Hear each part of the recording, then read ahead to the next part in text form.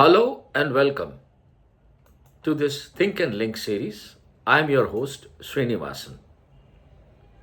About a week ago, the government rolled out 4,531 crore market access support for MSMEs. Now, this was the first component, and now it has notified the second component of 7,295 crore package to aid exporters to have credit access. Now, both the components together, they form a part of export promotion missions Niryat Protsahan. So let's get into the granular details of the government's assessment regarding credit access, that is the second component of 7.3k crore. The credit access itself comprises of two components. One is the interest rate subsidy and the second is the collateral support scheme. Now, when we talk about the interest subsidy scheme, it has a corpus of 5,181 crore, which is going to be distributed over a period of 6 years, that is 2025 to 2031.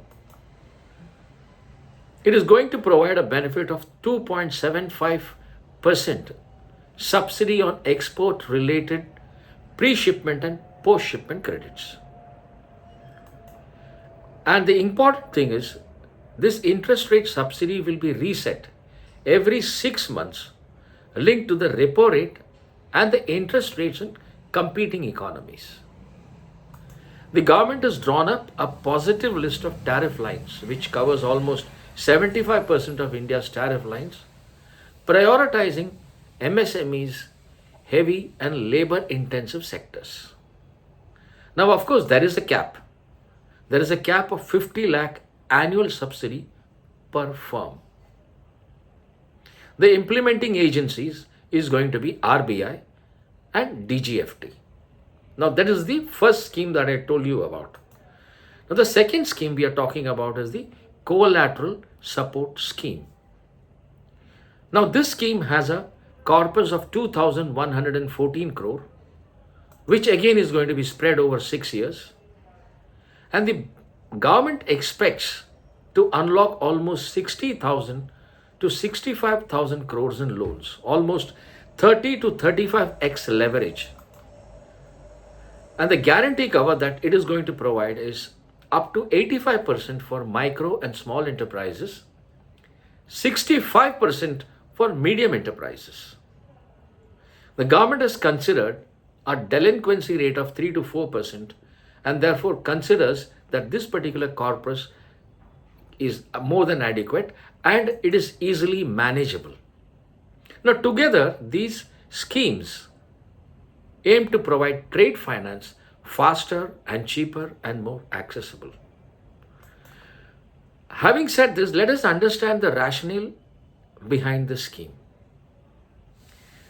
The important thing that we need to note is, by linking subsidy to repo rate and global benchmark, the scheme avoids being static, so it is dynamic in nature. And it adapts to changing interest environments and thus ensuring competitiveness. It automatically provides checks and balances because there is a 50 lakh cap per firm. And this will prevent misuse by large players and ensure that benefits reach to genuine MSMEs.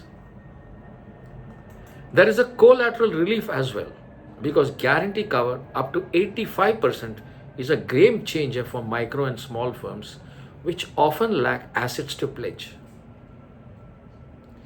And there is a strategic thrust also here.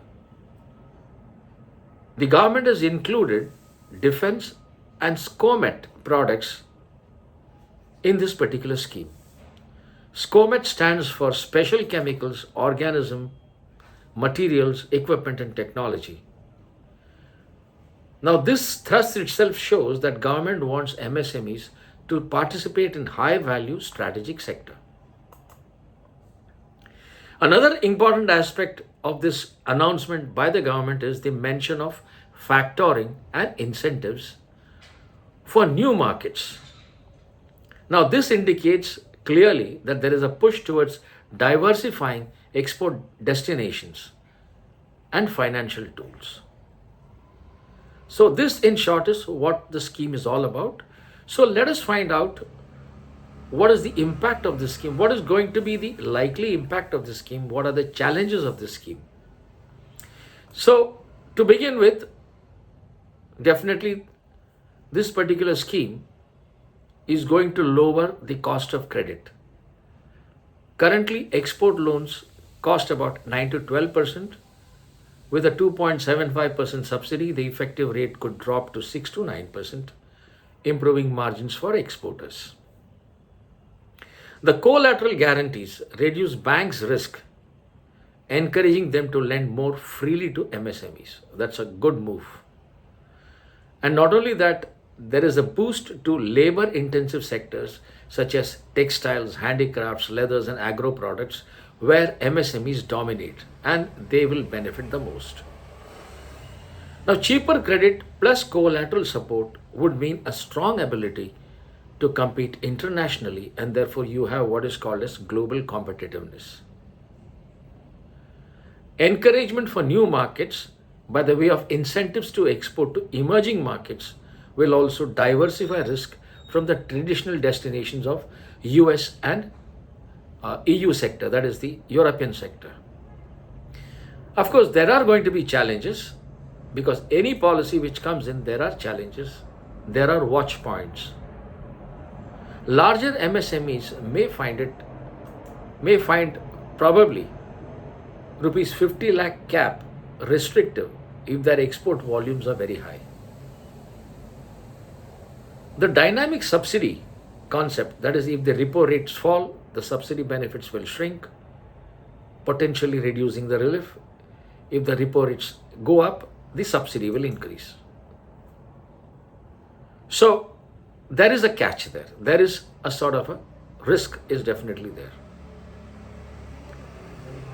The third watch point that we need to actually watch is success on implementation.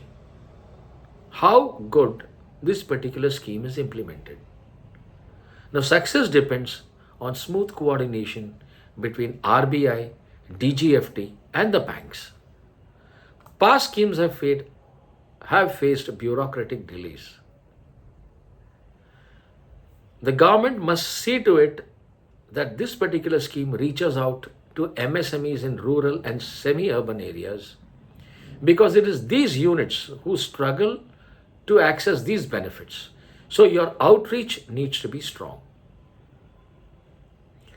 So the big picture is the 7,295 crore package is not just a financial relief, it's actually a structural reform.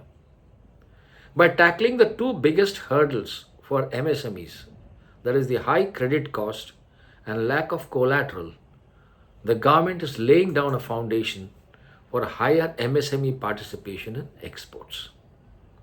That's one thing. Diversification into new markets. Making MSMEs resilient, much more resilient against global trade winds. It is a decisive step towards making Indian MSME globally competitive. But execution and awareness will determine whether this policy will become transformative or will remain underutilized. Thank you very much. Look forward to seeing you in the next episode.